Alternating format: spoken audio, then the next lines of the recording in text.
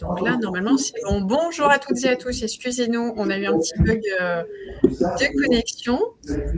Est-ce que nos participants nous voient, nous entendent? En principe, normalement, ça devrait être OK. Merci beaucoup pour votre patience. Excusez-nous pour ce petit bug. Eh bien, on va tout de suite commencer. Voilà, pour pas perdre plus de temps. Super, merci beaucoup pour vos retours.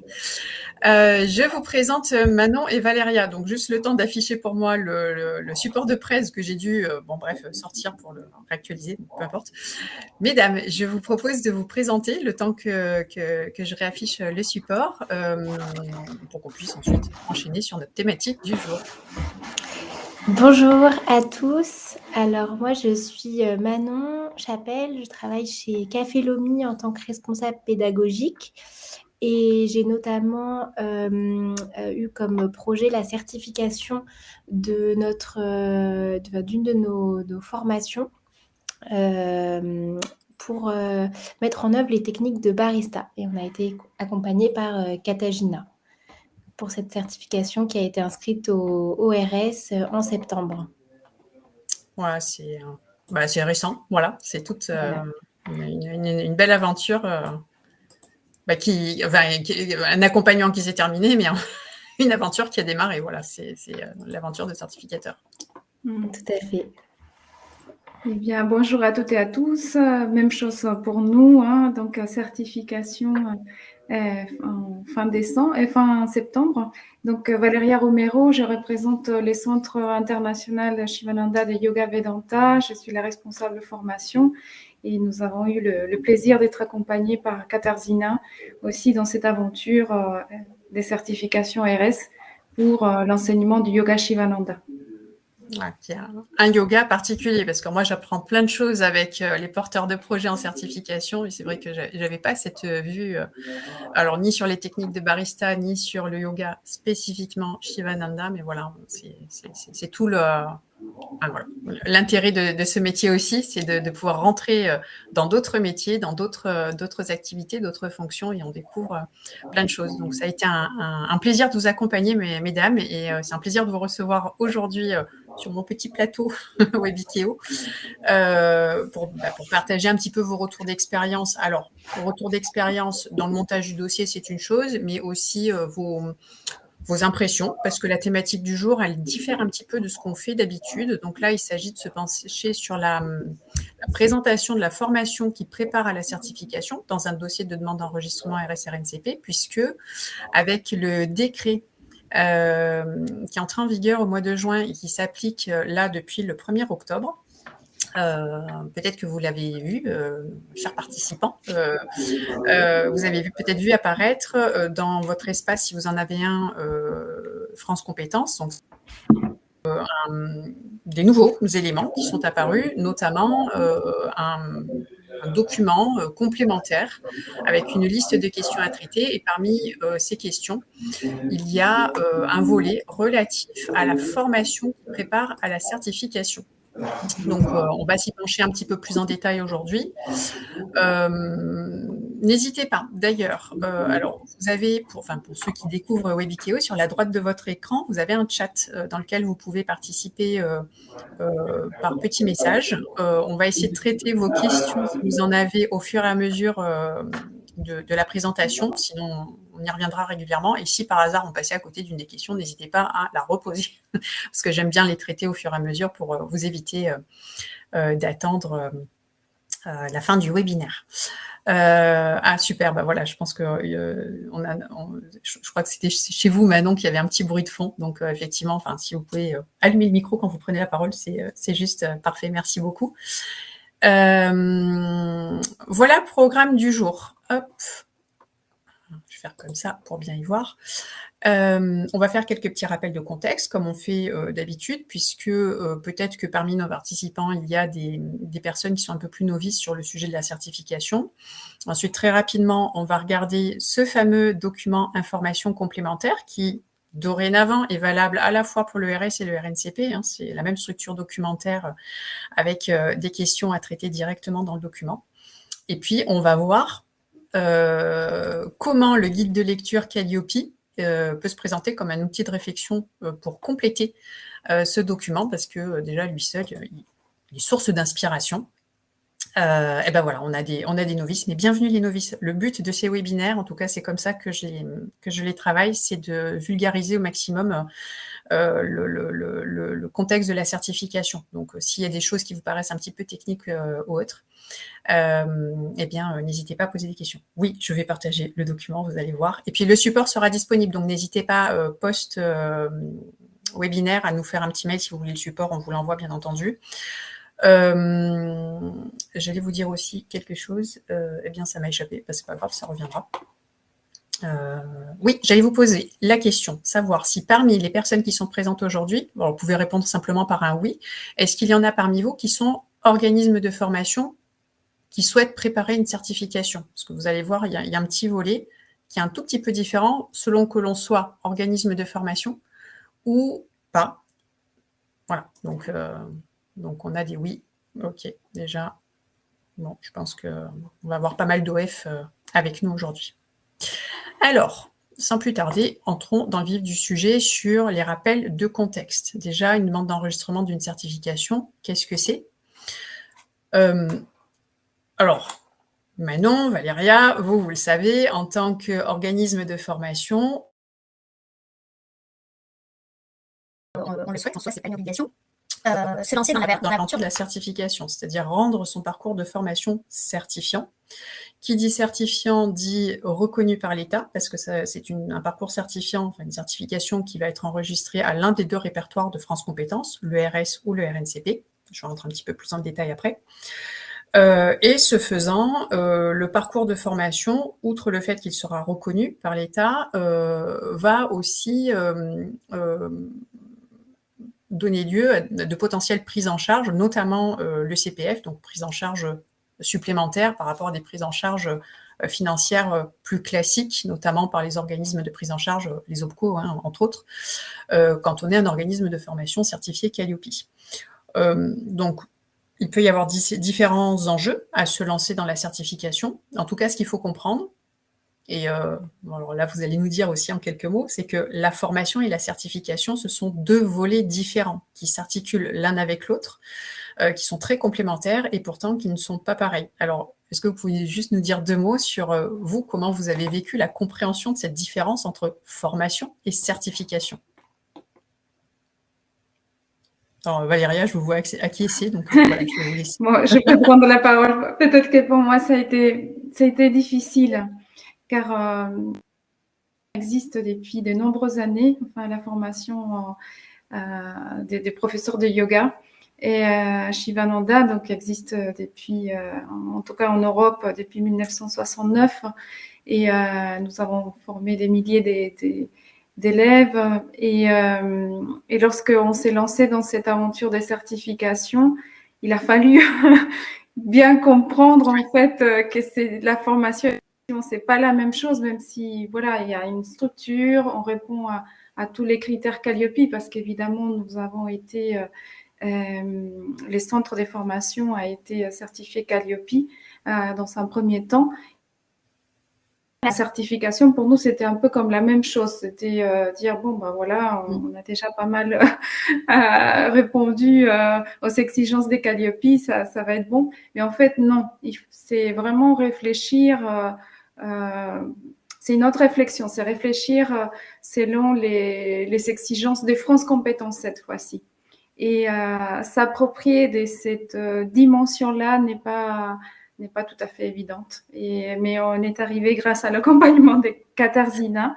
Mais en gros, oui, il faut, en tout cas de notre côté, ça a été de réfléchir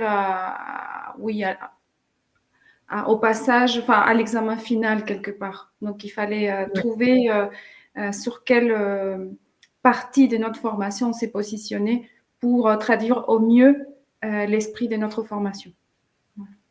Oui, tout à fait. Bon, et vous, Manon, en fait, c'est un peu le même topo au final. Oui, exactement. En fait, nous, pour être transparent, on a contacté Katarzyna surtout parce qu'on avait vraiment une demande de potentiels élèves qui voulaient utiliser leur compte personnel de formation pour financer leur formation chez nous parce qu'ils avaient un projet professionnel autour du café de spécialité. Et en fait, c'est vraiment par cette porte qu'on a compris, comme Valéria, que pour utiliser ce compte, il fallait qu'il y ait une certification. Et en même temps, une fois qu'on a compris cette exigence, ça nous a semblé évident. On organisait déjà des épreuves théoriques et pratiques, donc c'était cohérent et ça rentrait dans cette logique de normer le passage de l'évaluation, de rajouter plus de structure à toute cette étape et à poser une vraie certification. Ça nous a aussi semblé donc un petit peu compliqué au début, mais un vrai gage aussi de qualité pour la formation et pour les candidats, les apprenants qui sortent de notre formation. C'est vraiment rassurant pour eux d'avoir un certificat qu'ils peuvent faire valoir ensuite dans leur expérience professionnelle. Ouais. Alors, merci beaucoup parce que du coup, sans transition, voilà, c'est tout l'esprit de la certification. Une certification, finalement, alors je fais toujours la même petite analogie. Alors, désolée pour ceux qui nous suivent parce que je répète souvent la même chose. Mais j'aime bien comparer la formation, c'est un peu l'année de terminale pendant laquelle on va apprendre des choses, toutes sortes de matières avec des professeurs. La certification, c'est l'examen final. On est évalué non pas par nos professeurs, mais par des jurys externes. Donc en certification, ça se traduit par des jurys autonomes, indépendants, hein, qui sont décorrélés du certificateur, enfin la plupart du temps en tout cas, et qui va permettre d'évaluer notre compétence à faire quelque chose. Par exemple, s'exprimer en anglais à l'oral. Voilà. Donc la certification, c'est une sanction pour déterminer si oui ou non on est titulaire ou pas des compétences professionnelles acquises grâce à la formation qui prépare à cette certification. Et donc l'ensemble, formation plus certification, ça nous donne un parcours certifiant. Et donc c'est ce parcours certifiant qu'il s'agit de construire. Donc c'est vrai qu'il y a aussi un petit mélange parfois de vocabulaire qui est fait parce qu'on parle de certification Calliope et qui pourtant n'a rien à voir avec la certification RS-RNCP. Voilà, donc ça peut engendrer un peu des confusions. Donc la démarche certificative, donc de création d'une certification, d'un référentiel de compétences avec tout ce que ça suppose, ça s'adresse à toutes sortes d'acteurs, pas seulement aux organismes de formation, ça peut être aussi des entreprises, ça peut être des associations, ça peut être le secteur public, ça peut être le secteur privé. Voilà, tout porteur de projet d'une certification peut lancer un tel projet. Et là où c'est intéressant aussi, c'est que soit on est organisme de formation et on veut créer cette certification, donc on va former nos apprenants et ensuite ces apprenants, une fois qu'ils sont formés, vont se transformer en candidats qui vont se présenter à des examens. Soit on est organisme certificateur, on n'a pas d'activité de formation et en tant qu'organisme certificateur, eh bien, on va donner la possibilité à d'autres structures qui, elles, seront organismes de formation et qui, à travers ce qu'on appelle une convention de partenariat qu'ils vont signer avec nous, organismes certificateurs, vont pouvoir former des apprenants à l'acquisition des compétences et donc à la certification. Et ce faisant, eh bien, ils pourront rendre éligible au CPF leur parcours de formation qui va préparer à une certification. Donc voilà, il y a des enjeux qui peuvent être encore une fois intéressants sur différents volets. Pour pouvoir enregistrer une certification, on va s'adresser à l'un des deux répertoires de France Compétences, soit le RNCP, soit le RS. RNCP, Répertoire national des certifications professionnelles, qui recoupe les métiers. Formateur est un métier, boulanger est un métier, esthéticienne un autre métier, et ainsi de suite. Donc il y a des métiers réglementés, d'autres qui ne le sont pas.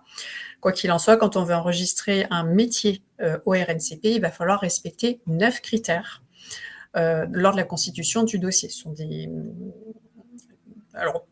des critères qui se sont étoffés, en tout cas qui ont été davantage renforcés dans leur formalisation depuis le décret, et donc qui amènent l'une des nouveautés dont on va parler aujourd'hui.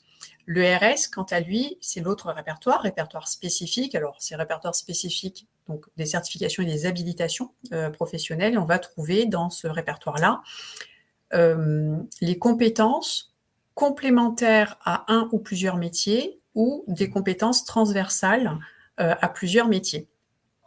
donc les certifications en technique de barista et en enseignement du yoga Shivananda sont inscrites au RS. Et donc, elles s'adressent à des publics cibles.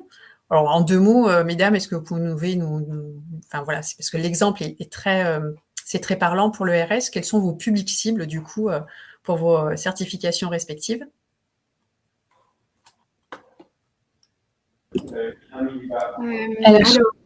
Alors, allez-y, Manon. Alors, nous, la formation et la certification, plutôt, elle s'adresse à des professionnels de la restauration. Donc, par exemple, des serveurs, des maîtres d'hôtel, des personnes qui travaillent dans la restauration et qui ont besoin pour leur activité de développer des compétences barista, donc de préparer, extraire, servir les boissons à base de café. Et elle s'adresse également à des gérants d'établissements, donc par exemple des personnes qui peuvent prouver qu'elles ont déjà un lieu, un numéro de cabis, un projet concret d'ouverture d'un établissement qui servira du café, ou qui sert déjà du café. Très bien. Voilà.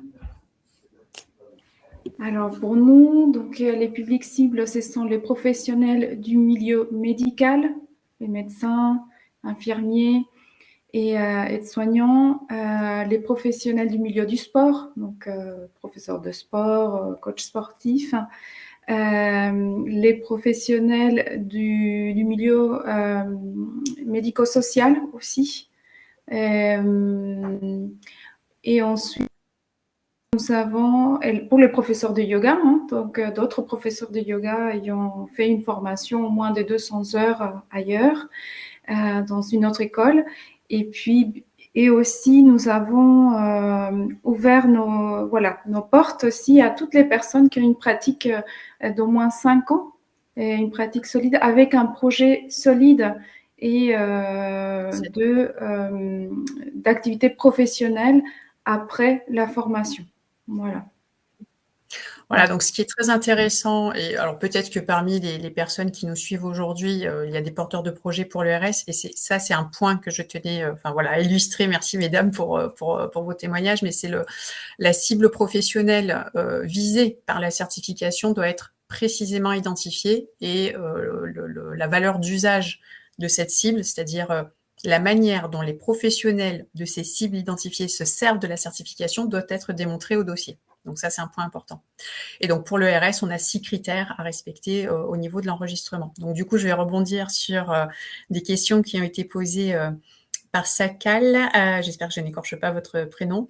Donc le jury d'évaluation doit-il suivre les mêmes critères que le jury de certification? Alors attention, quand on parle de critères, c'est pas les critères d'enregistrement, c'est potentiellement d'autres conditions. On va parler plus de conditions que de critères. Alors je suis pas sûre de comprendre la question, mais et en fait, ça dépend du projet de certification et peut-être aussi du répertoire visé. On peut avoir les mêmes personnes dans le jury d'éval et dans le jury de certification ou pas. C'est aussi des choses qui peuvent être décidées. Et le passage en revue des 9 critères, alors je vous renvoie avec grand plaisir vers un autre webinaire qu'on avait fait qui détaille chacun des critères. Ce sera plus simple parce que je pense que rien que là, il y en aurait pour au moins 1 heure d'explication. Voilà. Donc, je vais poursuivre sur le sujet du jour parce que le temps passe très vite. Et on va commencer c'est l'entonnoir, on va rentrer dans le vif du sujet, sur les pièces constitutives du dossier de demande d'enregistrement dans le cadre du répertoire spécifique. Bon, c'est schématisé, bien entendu. Donc, pas mal de choses à fournir. Notamment, alors je vais commencer par ici, là en bas à droite, le référentiel de compétences et d'évaluation, qui est un peu le squelette, on va dire, c'est un peu autour de ce document que tout le reste va tourner, mais c'est pas en disant ça, ne pensez pas que c'est forcément par là qu'il faut commencer. Il faut forcément avoir une réflexion sur ce sujet-là, mais parfois c'est la rédaction de la note d'opportunité qui va inspirer le référentiel de compétences et vice-versa. Enfin voilà, il y a plusieurs manières d'aborder la chronologie des pièces constitutives du dossier. Bon, quoi qu'il en soit, il nous faut un référentiel de compétences et d'évaluation, une note d'opportunité économique et sociale. Voilà, je pense, mesdames, que voilà, ça a été un sujet, ça aussi, comment démontrer à travers cette note d'opportunité qu'il y a un vrai intérêt d'existence de cette certification pour les professionnels du secteur. On va fournir aussi, alors, au moment où vous avez déposé votre dossier, ce n'était pas tout à fait formalisé de la même façon. Ça fait partie des nouveautés. Dorénavant, il y a un tableau, enfin des tableaux à compléter et la trame de ces tableaux est fournie par France Compétences. Alors nous, on le faisait avant, on l'intégrait dans la note d'opportunité. Aujourd'hui, c'est simplement, enfin voilà, ça va être fait en parallèle, mais finalement, on parle de la même chose. Et il va falloir, pour l'un et l'autre répertoire, c'est valable pour les deux, démontrer que le projet de certification, il a été déjà mis en œuvre de manière concrète auprès au moins une promotion, quel que soit le répertoire. Alors, si on présente qu'une seule promotion, que ce soit pour le RS ou pour le RNCP, on vise un enregistrement maximal, et j'ai bien dit maximal, de 3 ans. Au-delà, si on présente plus de promotions, eh bien on peut viser un enregistrement de maximum, et je dis bien encore une fois, j'insiste sur ce mot, maximum 5 ans. Ce qu'il faut entendre par promotion, c'est l'ensemble des personnes formées, donc évaluées, parce que c'est ça qui compte, c'est surtout l'évaluation, sur une année civile. Donc, si vous avez plusieurs sessions de formation à la fin desquelles il y a les évaluations de compétences, eh bien, si vous avez plusieurs sessions sur une année, c'est le cumul de l'ensemble de ces sessions qui vaudra une promotion. Voilà, il faut que ce soit clair au niveau de comment ça se formalise. Ensuite, il y aura des documents. Alors moi, je les nomme comme ça. Parfois, on peut leur donner des noms un petit peu différents. Procédure d'assurance qualité, règlement d'évaluation. J'aime bien distinguer les deux. La procédure d'assurance qualité dans un document plutôt interne à l'organisme certificateur. Le règlement d'évaluation plutôt destiné à être diffusé en externe, notamment auprès des candidats.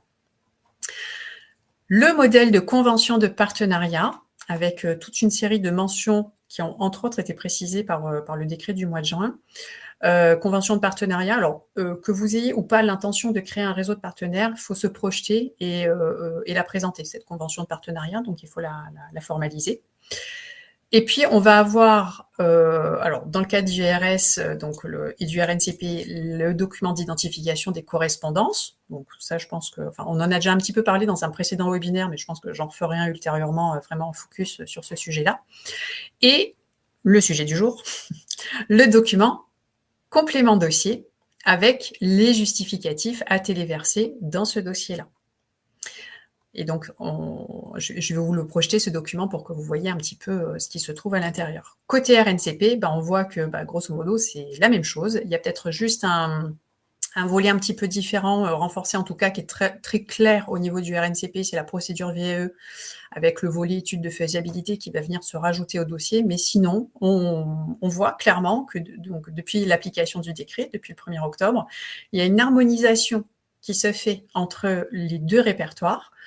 Et quelque part, c'est tant mieux parce que ça évite un peu des confusions entre ce qu'il faut faire pour l'un, pour l'autre. Voilà, au moins, ça met en tout cas la constitution du dossier sur un même pied d'égalité. Voilà pour ça. Alors, hop, regardons maintenant. Alors, je vais regarder s'il y a des petites questions parce que sinon, je passe à côté. Donc, voilà. Donc, pour le RS, le public peut-il concerner aussi les étudiants, donc relevant de la formation initiale? Alors, a priori, non. Alors, ça dépend. C'est mon éternelle réponse, je suis navrée, mais ça dépend. Là, on parle de formation professionnelle continue. On parle aussi, il y a la voie de l'apprentissage, il y a la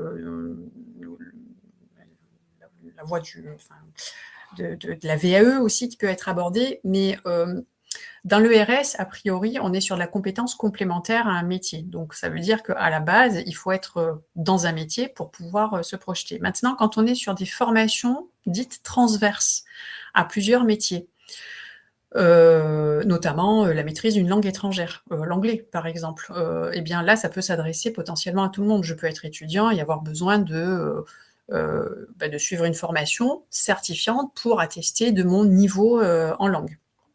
Voilà, donc c'est vrai qu'en principe, quand on parle d'étudiants, on a plus le réflexe de penser au RNCP parce qu'on va se former un métier quand on est étudiant, mais c'est pas totalement exclu. Peut-être qu'il peut y avoir certaines certifications au RS qui peuvent aussi concerner un public d'étudiants. J'ai en tête une autre certification transverse aussi, alors j'ai oublié le code RS, mais qui est porté, pour ne pas les citer, par un organisme qui s'appelle Graines de réussite et qui porte sur les outils connectifs, donc l'utilisation de la carte mentale et de la lecture rapide. Voilà, donc ça, potentiellement, c'est aussi des choses qui pourraient s'adresser, pourquoi pas, à des étudiants. Est-ce que la note d'opportunité constitue une pièce obligatoire pour la constitution du dossier? Farah, merci pour cette question. Alors, je vais y répondre par la suite, voilà. Comment est-il possible de délivrer un certificat pour nos promotions alors même que nous ne sommes pas certifiés? Très bonne question. Notre certificat n'a aucune valeur. C'est le serpent qui se mord la queue. Alors, je suis plus ou moins d'accord. Là, l'idée, c'est que vous allez délivrer un PV de jury. Parce qu'on parle bien de PV de jury, on apporte des preuves. On apporte des preuves dans le dossier. Donc, vous allez apporter comme preuve des PV de jury attestant de l'acquisition des compétences. Peut-être que vous n'allez pas tout de suite utiliser le mot certification parce que, bien que France Compétences n'ait pas le monopole du mot certification, c'est pas une marque déposée, certification. En revanche, pour éviter de créer la confusion, quand on est demandeur, enfin en tout cas moi c'est ce que je suggère, quand on est porteur de projet, on va parler d'attestation d'acquisition de compétences, de PV d'acquisition de compétences, en tout cas quelque chose comme ça. Et une fois qu'on sera enregistré à l'un ou l'autre répertoire, eh bien on va pouvoir délivrer une certification. Mais je suis d'accord avec vous, dans un premier temps, ce sera une certification maison, en attendant que ce soit enregistré au répertoire. Et puis, autre question, quelle est la différence entre règlement d'éval et règlement de certif? En soi, un règlement est un règlement. Donc après, peu importe le petit nom qu'on lui donne, ce qu'il faut penser, c'est quel est l'objet de ce document? Quelle portée vous voulez lui donner, par exemple, à qui s'adresse le document? Donc moi, mais vraiment, c'est parce que c'est devenu une habitude. J'ai tendance à distinguer procédure d'assurance qualité destinée, à briefer les équipes, les jurys, finalement le staff de la certification, et le règlement d'éval ou règlement de certif. Bon après, parfois d'un dossier à l'autre, les noms diffèrent parce que ça dépend aussi du client et de la manière dont il veut présenter la chose. Et bien ce document-là, il sera plutôt destiné au candidat. Voilà, je vais y arriver. Ah oui, la téléprocédure mentionne qu'elle n'est pas obligatoire. Très bien, je vais revenir dessus. Est-ce que la note d'opportunité constitue une pièce obligatoire pour la... Voilà, très bien. Allez, on va avancer là-dessus. Alors, vous voyez, ça c'est l'interface. En fait, quand vous allez sur France Compétences, vous pouvez créer votre compte sur l'espace Certif Pro et à partir de là, vous allez pouvoir déposer, renseigner différents champs et déposer votre demande. Voilà. Et donc, parmi les différents champs et surtout les documents à compléter, il y a ce document. Ce document, donc là, j'ai pris celui qui figurait dans l'espace RS, mais au final, c'est la même structure documentaire.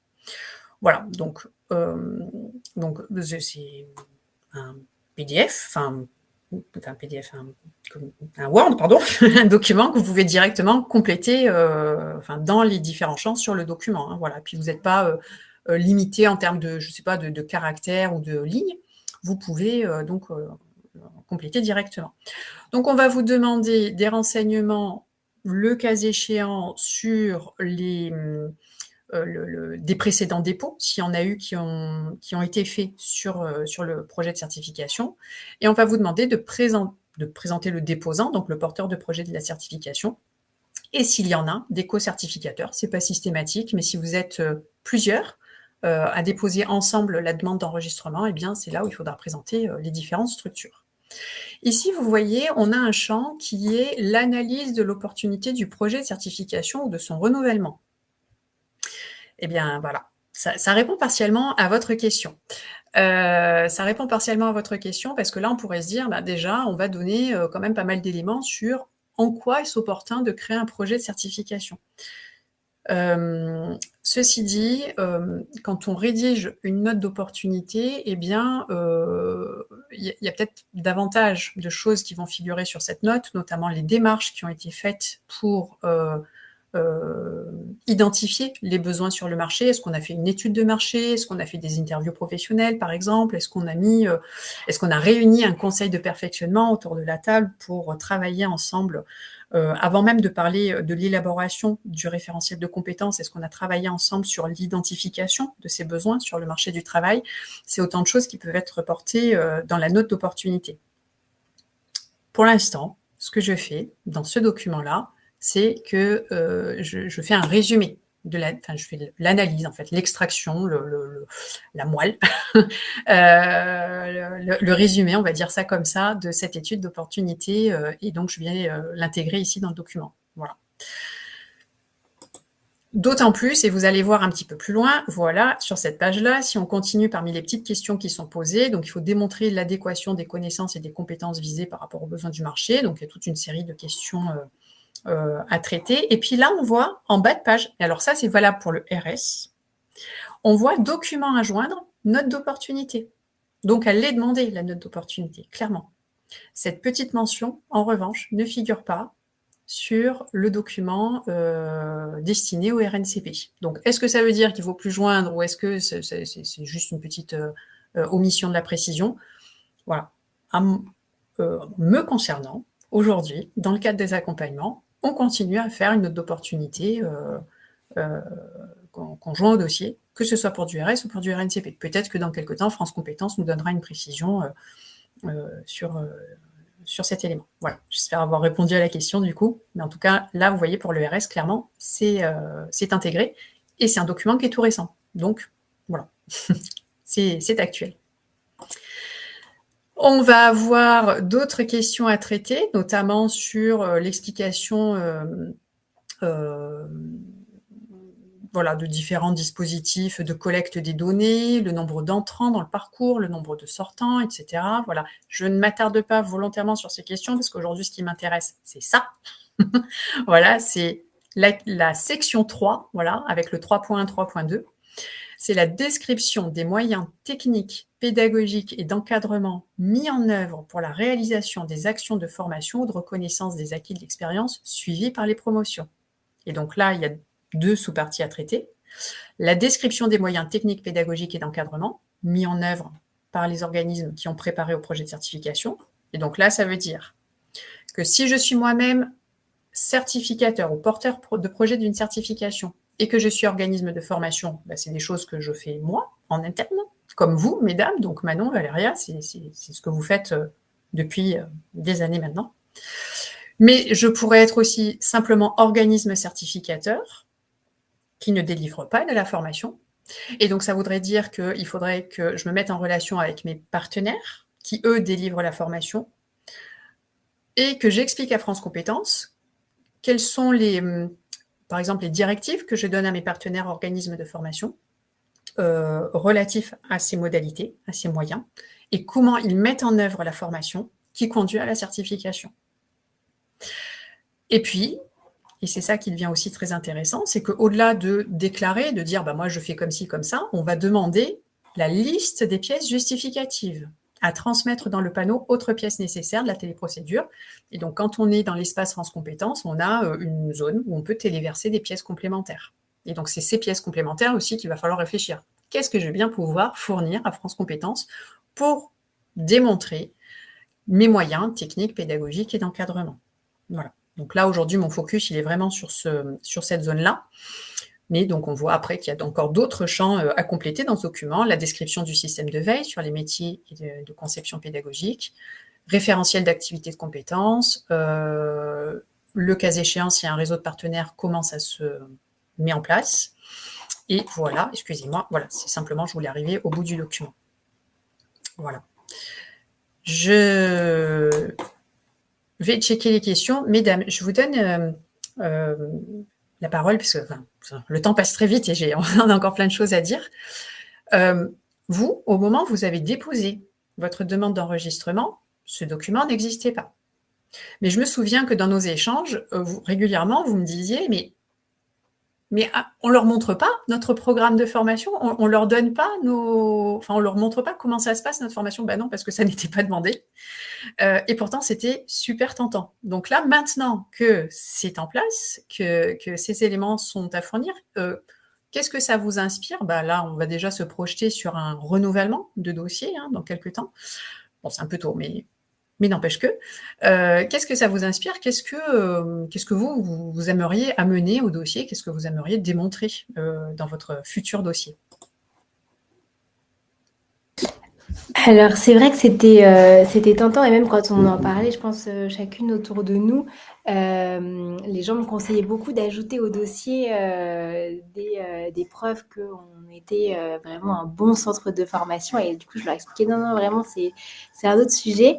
Après, c'est vrai que dans la note d'opportunité, sur, vos conseils, Katarzyna, on avait quand même commencé à Ouais. ajouter à ajouter, un peu de contenu pour prouver qu'on était, sérieux dans la formation, notamment, des photos de l'école pour vraiment prouver, l'équipement professionnel. Donc nous, c'est une école, de barista, donc prouver que, les apprenants, pratiquaient sur, des équipements professionnels, donc ils allaient pouvoir retrouver ensuite dans, l'établissement dans lequel ils allaient travailler. Montrer vraiment donc voilà, la qualité des espaces, le fait que tout était vraiment adapté à la formation. Et c'est vrai que quand j'ai vu que cette nouvelle réglementation était passée, ça m'a pas tellement inquiétée parce que comme Valéria, nous aussi, on est organisme de formation certifié Qualiopi. Donc, régulièrement, tous les 2 ans, on est audité sur des pièces qui, pour le coup, sont assez strictes. Et donc, notamment, on a toujours à jour les CV de nos formateurs pour prouver qu'ils sont vraiment les personnes les plus adaptées pour animer ces formations. On met très régulièrement à jour les programmes qui sont très détaillés dans les objectifs, dans les modalités pédagogiques. Donc, je pensais tout de suite à ces éléments pour le renouvellement. Bien vu. On va en parler juste après. Parfait. Et Oui, vous, Valéria? oui, même chose que pour Manon, hein. Enfin, bien sûr, des photos, des vidéos, de nos salles, des pratiques. Et voilà, intérieur, extérieur, nous sommes un centre qui comporte des salles à l'intérieur et à l'extérieur. Nous avons aussi toute une équipe des professeurs. Donc oui, les CV, est très important, la présentation de nos professeurs et puis aussi nos animations. On propose parfois des animations et dans les cadres de nos formations. Donc ça c'est assez vivant. Des vidéos aussi sur YouTube, sur nos réseaux sociaux. Enfin, qui démontrent tout notre réseau également et notre activité. Oui. La pédagogie, ça peut passer par différentes choses. Alors, ce qu'il faut garder en tête, c'est qu'on va présenter les moyens. On parle bien des moyens que l'on met en œuvre. On ne parle pas que des résultats, parce qu'on pourrait dire, mais regardez, moi, j'invente, je forme 100 personnes chaque année, et ces 100 personnes réussissent les évaluations à l'issue de la formation. Oui, mais ce qui va nous intéresser, c'est comment ces compétences vont être transmises. Et est-ce qu'il y a une adéquation entre les moyens que l'on met en œuvre et ces compétences elles-mêmes, parce que peut-être que selon la nature des compétences à transmettre, eh bien, les moyens seront plus ou moins en adéquation. Parfois, les plateformes de e-learning s'y prêtent, le full e-learning s'y prête ou pas. Parfois, il faut passer par des heures de pratique, d'entraînement pour faire l'acquisition d'un geste technique particulier. Donc, c'est ça aussi qu'on va vouloir démontrer dans le dossier. Alors, il y a plein de questions. Bon, je vais essayer d'en écumer quelques-unes parce que c'est frustrant de partir sans réponse. Alors là, on avait déjà répondu. Non, donc ça aussi. Ah oui, alors est-ce que... non, ça on l'a déjà dit aussi, pardon. Je me suis un peu perdue dans le fil. Ah voilà. Quelle est la différence entre analyse de l'opportunité du projet et la note d'opportunité? Donc, question d'Anna. C'est une bonne question. Alors, moi, je le traduis. Alors, attention. Ça, c'est ce que je dis, d'accord? Je ne suis pas parole d'évangile, comme je le dis à chaque fois. Ma traduction est la suivante, c'est vraiment une interprétation, c'est que la note d'opportunité, le doc note d'opportunité va être une étude complète, avec vraiment toute la démarche expliquée de comment est-ce qu'on a fait pour identifier les besoins, quelles sont les investigations que l'on a menées, quels sont les articles que l'on a, parce que ça peut être ça aussi, hein, il y a des articles, des documentations, des statistiques que l'on a extraits de différentes ressources, que l'on a croisées et que l'on a fait parler. Dans le document, ça va être l'analyse, le résumé. C'est bon, au vu de tous ces éléments, voilà ce que l'on peut dire. Et donc, on va aller à l'essentiel. Voilà. En tout cas, moi, c'est comme ça que je le traite. Bon, après, on verra avec le temps, le recul, l'expérience des premiers dossiers déposés, nouveau format, on va dire. Est-ce qu'on est dans le vrai? Mais en tout cas, voilà, ça s'y prête bien comme ça. Peut-on déposer un renouvellement RS initialement déposé avec un certificateur en co-certification pour le renouvellement? Eh bien, oui, en soi, oui, puisque en fait, il faut voir un renouvellement comme un nouveau dossier. Le process, vous recommencez tout depuis le début, en fait. Hein, quand vous déposez ce qu'on appelle communément un renouvellement, c'est un nouveau dossier. Donc, évidemment, vous pouvez récupérer, parce qu'il y a souvent matière à récupérer des éléments de l'ancienne note d'opportunité pour montrer les évolutions, mais en soi, c'est un nouveau dossier, donc voilà, vous pouvez repartir, pourquoi pas, avec un co-certificateur par la suite. Vous estimez que la note d'opportunité doit faire combien de pages? La question fatidique. Bon, vous vous souvenez, mesdames, vos notes d'opportunité, combien de pages c'est pas du tout, c'est à titre indicatif, hein, voilà, c'est pas du tout, voilà, mais je me souviens plus les vôtres. Moi, je dirais que sur les annexes, c'était une 20aine de pages. Ouais. J'aurais dit quelque chose comme ça. Après, les annexes, ça en rajoute pas mal quand même, Oui. parce qu'il y a plein de choses. Parce qu'on met, par exemple, qu'est-ce qu'on met dans les annexes? Par exemple, les lettres de témoignage des différents titulaires. Enfin, nous, on aime bien le placer dans la note d'opportunité, en annexe de la note d'opportunité.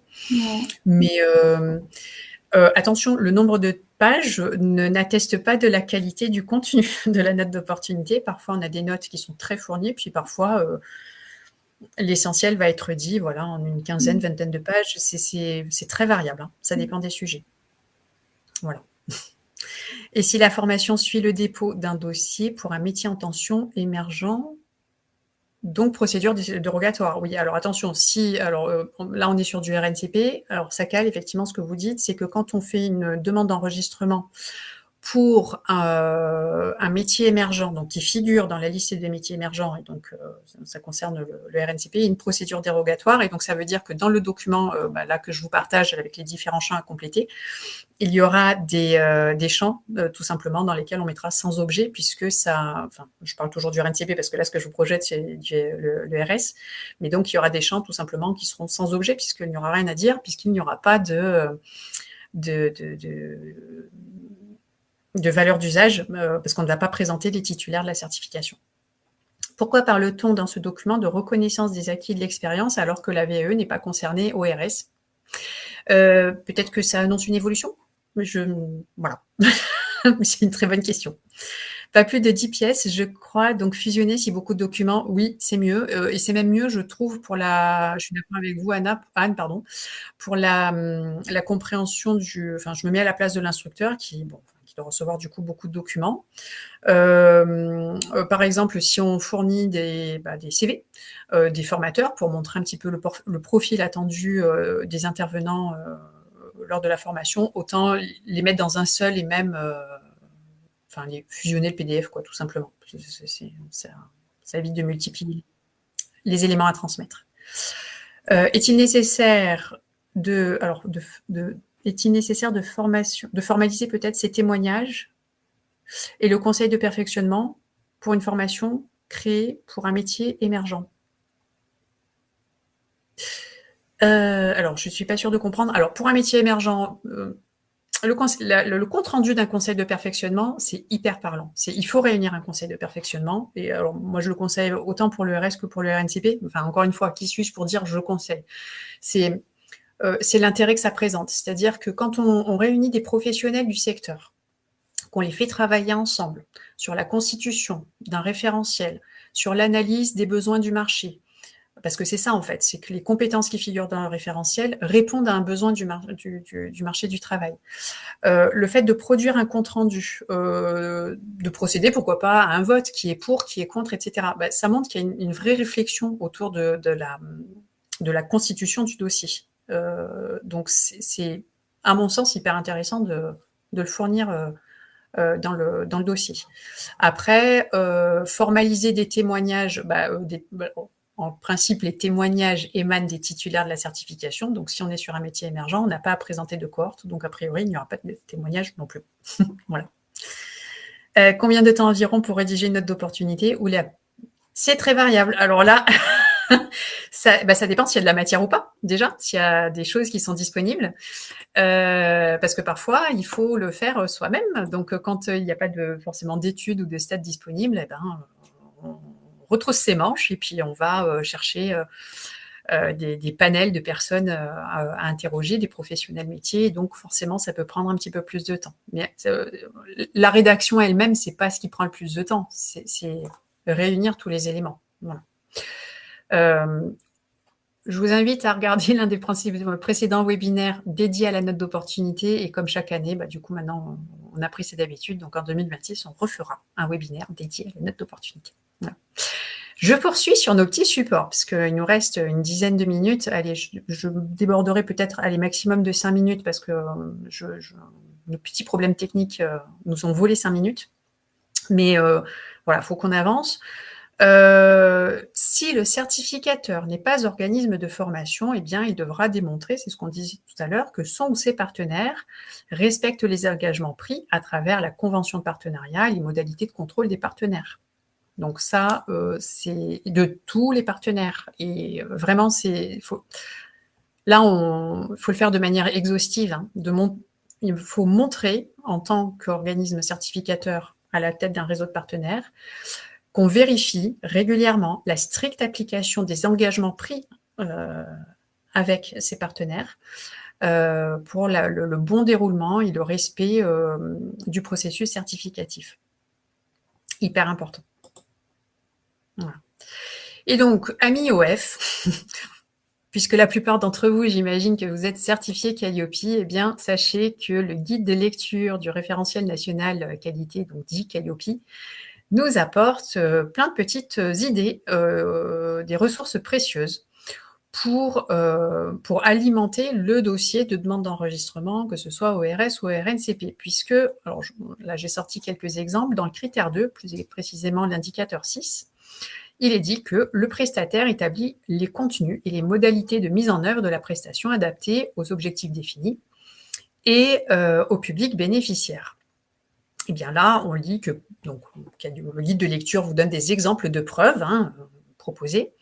Parcours, déroulé, séquence, grille et modalités d'évaluation, modalités techniques et pédagogiques d'accompagnement, en présentiel, en distanciel, en mixte, support de contractualisation, de réalisation, modalités de mise en œuvre, etc., etc.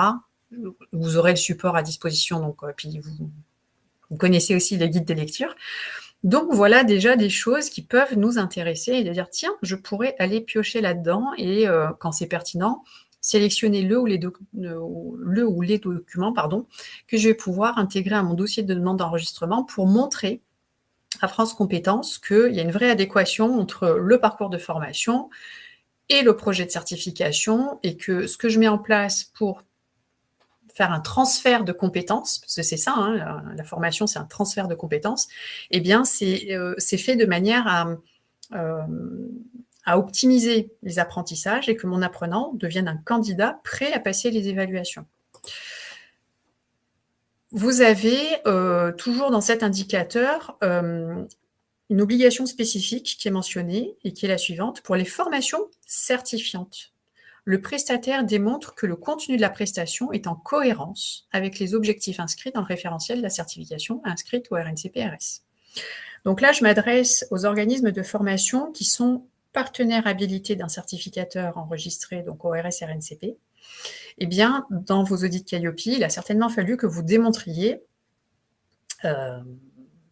comment votre formation s'articule aux compétences de la certification. Et donc là, on peut par exemple présenter ça sous forme d'un tableau, une espèce de tableau croisé, et on va démontrer pour chaque, alors si on va parler du RS parce qu'on est entouré aujourd'hui de 2 certificateurs enregistrés au RS, quels sont le ou les modules de formation qui préparent à quelles compétences du référentiel.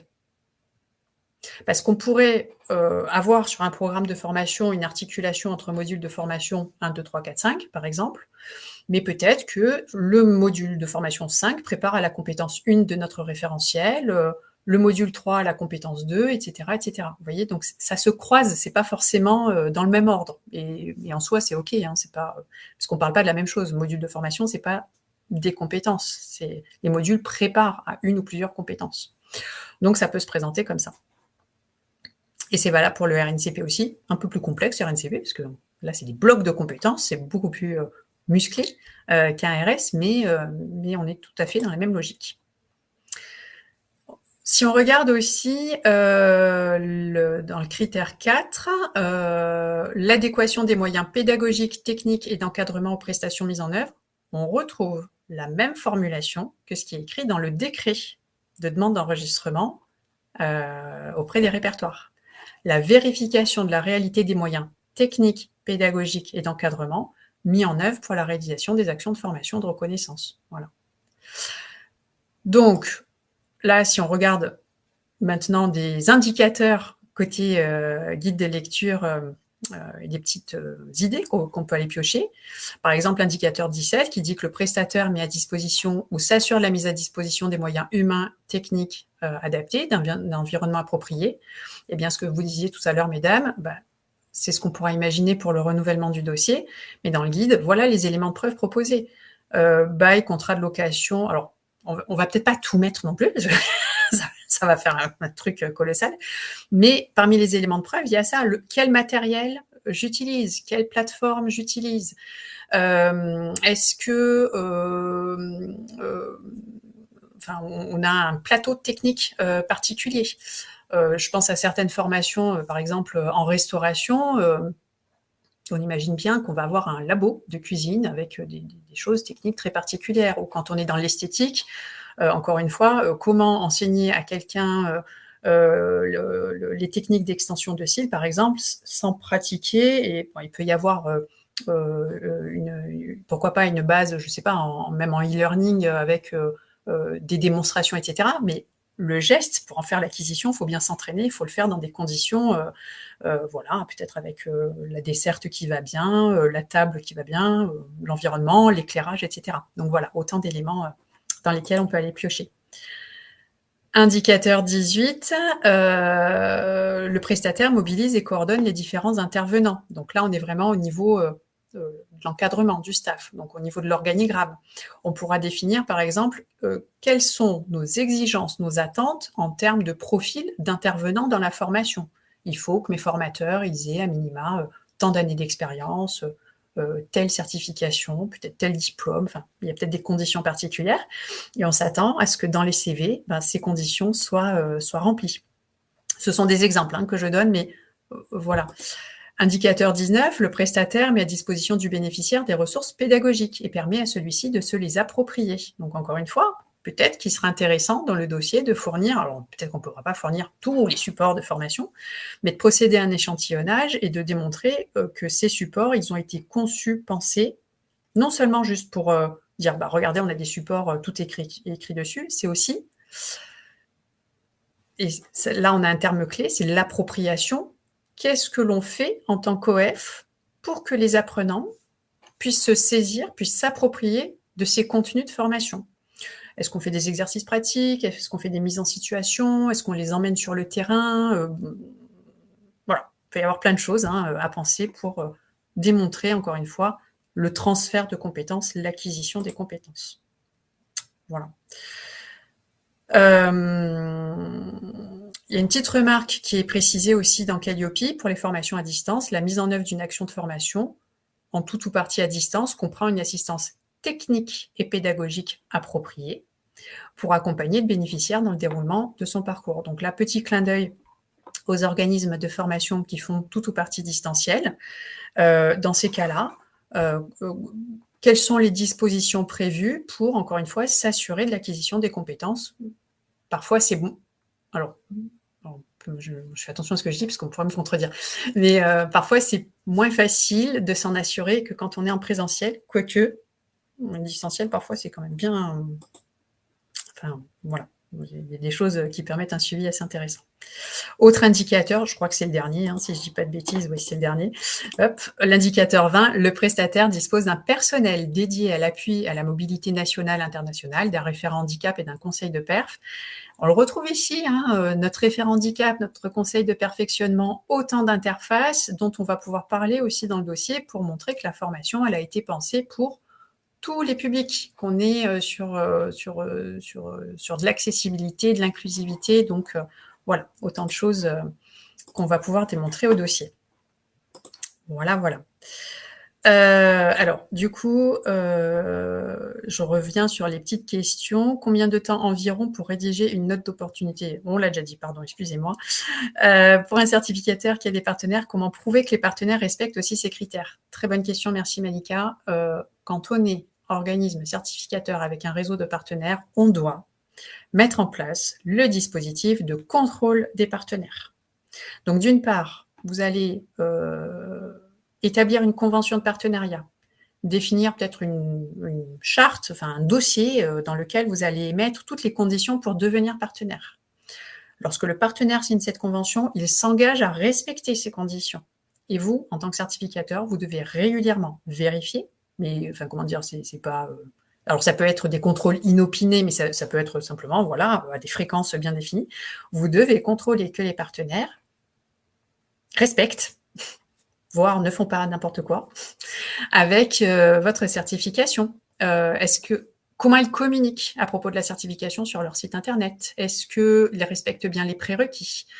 Par exemple, s'il y a un prérequis qui dit que pour entrer en formation, il faut avoir à minima un niveau 3 un justificatif qui justifie d'un niveau 3, d'un niveau 4, d'un niveau 5, peu importe, eh bien, il faut contrôler les dossiers de chaque apprenant en disant, vous faites c'est de l'audit, hein, pour vérifier qu'il y a bien les justificatifs de ce point-là.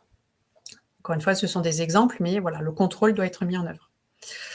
Bon, voilà, il est midi, donc il y a des personnes qui nous quittent. Merci beaucoup, en tout cas, de nous avoir suivis. Donc, le fait que l'OEF soit Calliope ne suffit pas à dire que cela a été démontré. Eh bien, non. Enfin, en tout cas, pour France Compétences, il va falloir fournir... alors, oui, enfin, en soi, c'est déjà un bon début, on va dire, mais c'est pas suffisant. Il faut quand même fournir les éléments de preuve. Mais en tout cas, ça va dans le bon sens. Oui, bien sûr, le replay sera accessible en général dans les 24 heures. Enfin, voilà, vous aurez une petite notification pour dire que le replay est dispo.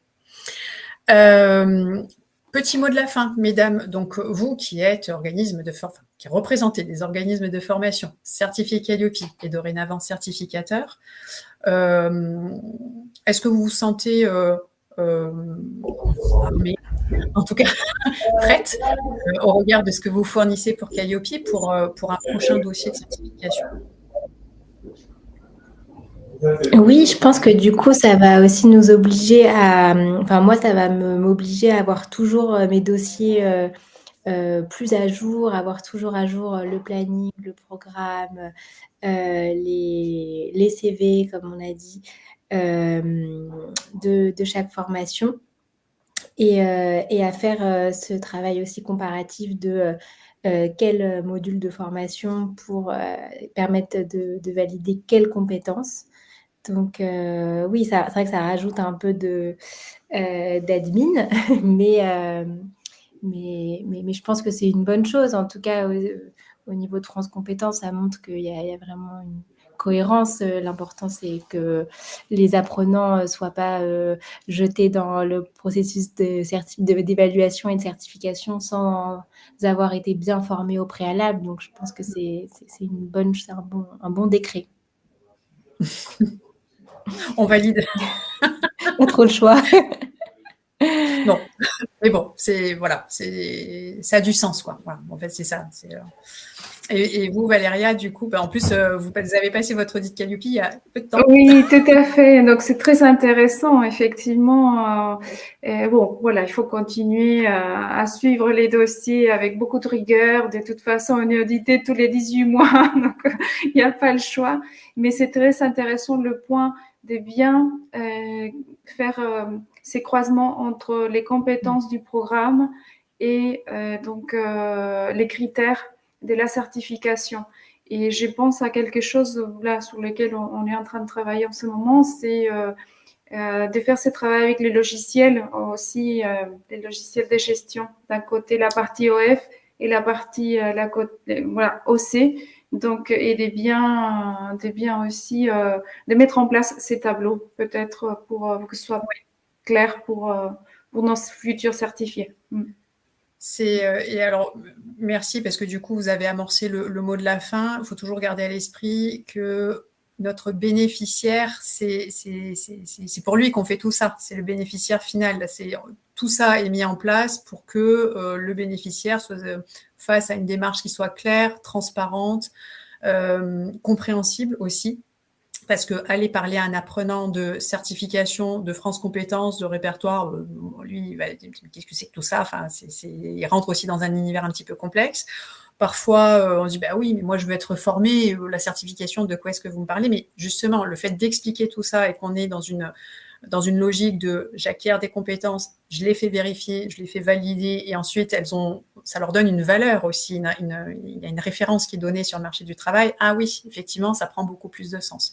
Et donc, si tout ça peut être démontré dès le départ dans le dossier de demande d'enregistrement, tout le process, vraiment dans sa globalité, formation, certification, etc., et bien au final, on est dans un cercle vertueux et qui sert les bénéficiaires qui sont au cœur du système. Donc, voilà. C'est une belle conclusion. En tout cas, merci beaucoup, mesdames, d'avoir participé à ce webinaire qui a été dense parce qu'il y a toujours pareil, il y a énormément de choses à dire. Merci à toutes et à tous de nous avoir suivis aujourd'hui. N'hésitez pas s'il y a quelques dernières petites questions. Sinon, bien entendu, vous pouvez... enfin voilà, c'est devenu une habitude maintenant, me les adresser par mail. J'essaie de vous répondre assez rapidement, j'essaie. Si vous avez des questions peut-être un peu plus poussées, si vous voulez un échange téléphonique, c'est tout à fait possible aussi. Et il me reste à vous... Merci beaucoup aussi pour vos retours, c'est adorable. Tiens, je vais juste prendre congé, mais quand même répondre à 2-3 dernières petites questions. Je vous souhaite une excellente journée et je vous dis à très bientôt pour un prochain webinaire. Voilà. Merci. Merci beaucoup. Bonne journée. Alors, je vais profiter, j'ai encore une petite dernière question. Toujours dans l'idée d'une démarche de dépôt dérogatoire, si la formation n'a pas encore été mise en place, mais compte l'être à la suite d'un enregistrement RNCP, est-il nécessaire de fournir tous ces éléments concernant la formation? Alors, moi, je vous conseille quand même de l'anticiper, ça. De l'anticiper pour démontrer que même si dans les faits, elle n'a pas été encore déployée parce que c'est tout le process en fait d'une demande d'enregistrement, pour un métier émergent, mais c'est de montrer que tout ça aussi a été pensé en amont. Donc oui, en tout cas moi c'est ce que je ferais, clairement. Merci à tous, merci, super, voilà. On peut se déconnecter. Merci mesdames, très bonne journée, à bientôt. Merci, au revoir. Bonne journée, au revoir.